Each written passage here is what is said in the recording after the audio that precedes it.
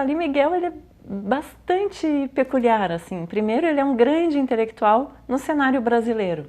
Ele foi jornalista, ele foi roteirista, ele foi escritor, crítico literário, ele foi diretor da editora da Universidade de Santa Catarina. E em cada um desses aspectos ele teve uma atuação marcante. Então nós o conhecemos mais atualmente enquanto escritor, né? Com grandes romances como Nur na Escuridão, que é um romance com vários dados autobiográficos, né? A história dessa família que sai do Líbano e que vem para o Brasil, para Santa Catarina, para Florianópolis.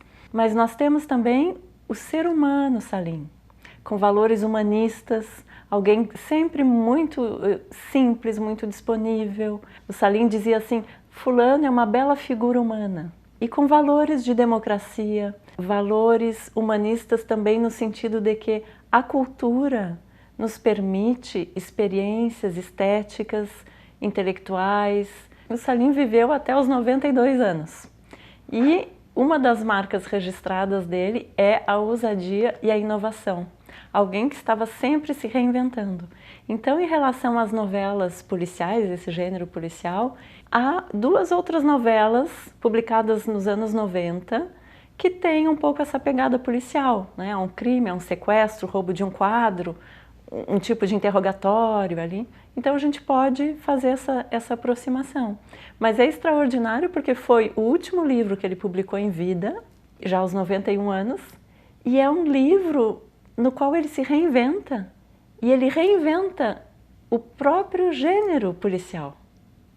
O Salim já nos últimos, uma boa parte do final da vida dele, tinha um problema de visão.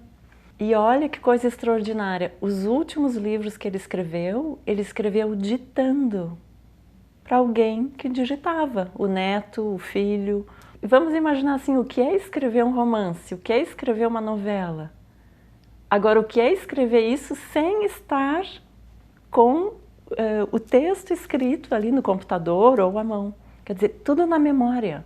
O Salim, ele teve um AVC nos últimos anos de vida.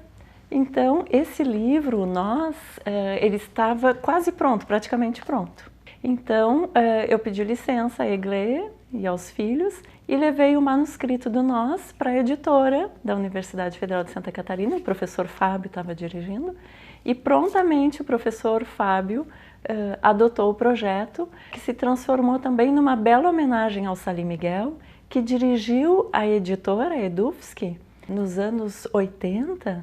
Essa rede de editoras universitárias estava apenas se constituindo na época, e o Salim conseguiu financiamento para construir o prédio, para comprar máquinas.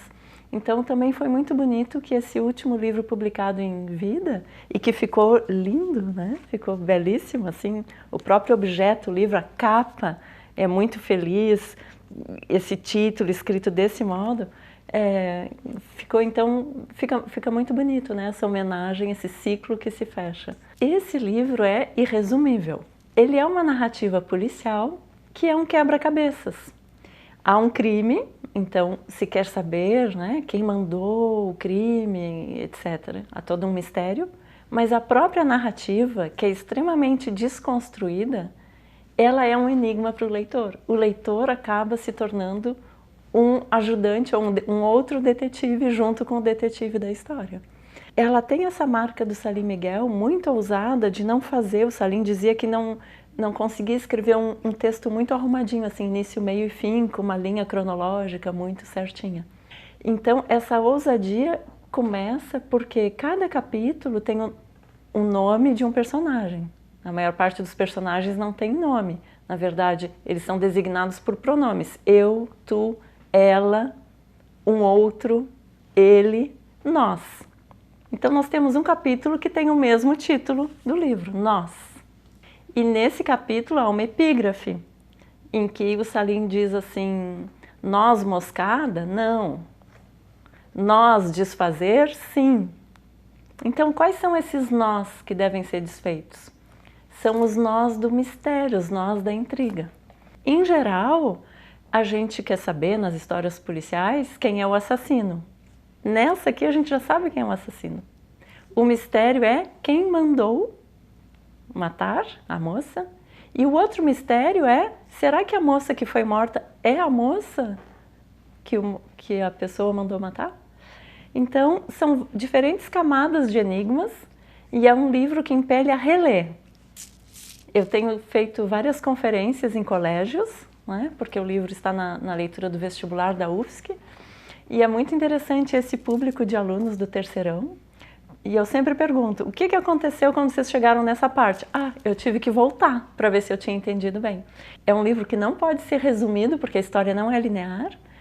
A história também é o leitor que vai juntando esses fios, que vai desfazendo esses nós da intriga, esses nós da história. E no final há um capítulo grande chamado Nós, em que um detetive chama os vários personagens para explicar, né, alguns fatos relativos à história deles e ao crime. Como ele está no vestibular da UFSC deste ano, já estava no ano passado, ele está disponibilizado gratuitamente no site da EDUFSC. Então isso também já dá, né, um acesso a muitas pessoas. Eu tenho apresentado alguns trabalhos no Brasil e fora sobre o Nós. E ele intriga, ele incita, ele instiga pessoas de horizontes muito, muito diferentes. Alguns anos atrás, no meu pós-doc, uma das tarefas que eu fiz foi também traduzir para o francês. Então, ele já está traduzido, ainda não foi publicado, mas quem sabe, né, em breve vai alçar voo e ganhar aí novos horizontes, novos leitores, né? Então, vou ler um trechinho desse capítulo Nós, em que aparece esse detetive Auguste Dupin, que é o personagem do Allan Poe do século XIX. E ele está junto com o eu, né? Caminho em direção à cozinha.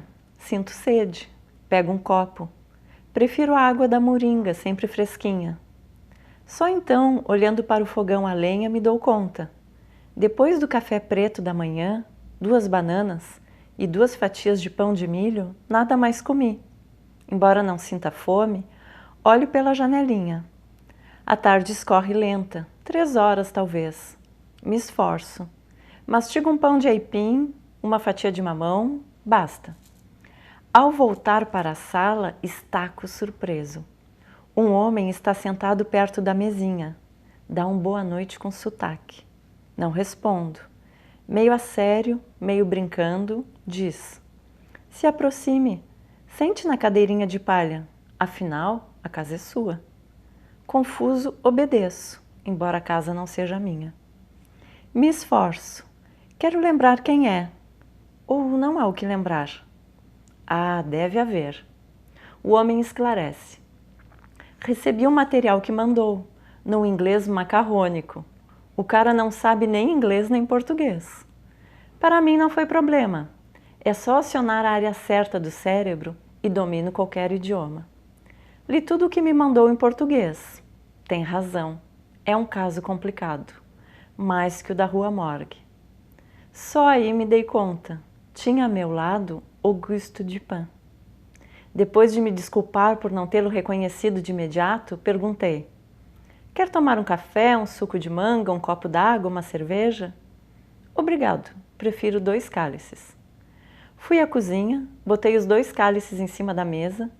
Dupin já estava com a garrafa de bourbon na mão. Enquanto enchia um dos cálices, perguntou: vai também? Não, não, prefiro a nossa cachaçinha. Vai também? Pode ser, falam tanto dela. Esta é especial, envelhecida em tonéis de carvalho. Veja só a cor. Fazemos o seguinte: vai no bourbon e eu na cachaçinha. Aceitei. Enquanto ele saboreava a pinga, eu engasguei no bourbon. Mordeu minha garganta. Tossi. Dupin riu, com o dedo pediu outra dose. Ao contrário de alguns escritores, inclusive amigos meus, que fazem planta baixa, que traçam o perfil de cada personagem, perfil não só físico como psicológico, eu não. Eu parto de um fato que me motiva, ou uma frase que eu ouvi, ou um som, ou uma música, ou uma paisagem, e a partir daí um processo interior vai se formando e eu, de repente, eu acho que isso aqui pode dar um conto, isso aqui pode dar uma novela, isso aqui pode dar um romance.